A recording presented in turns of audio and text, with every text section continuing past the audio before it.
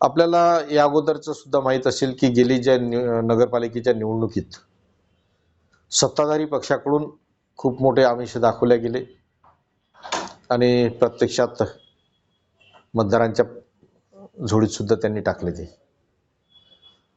याही निवडणुकीत आता शेवटचा दिवस आहे, उद्या मतदान होणार आहे आणि पैसे किराणा जे जे काही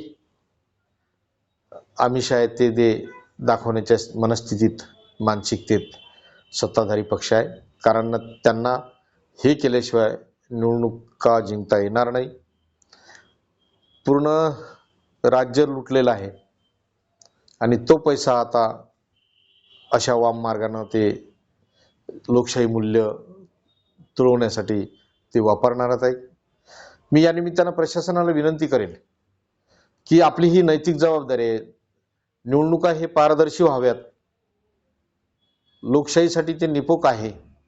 म्हणून प्रशासनानं कुठल्याही दडपणाखाली न येता यावर अंकुश ठेवून हा जो काही जे मनसुबे आहेत सत्ताधारी पक्षाचे ते हाणून पाळावे. ती आपली नैतिक जबाबदारी आहे. ती आपण नैतिक जबाबदारी येणाऱ्या काळात पार पाडावी अशी मी प्रशासनाला सांगेल. लोकशाही मराठी ऐका, पहा, जागरूक रहा.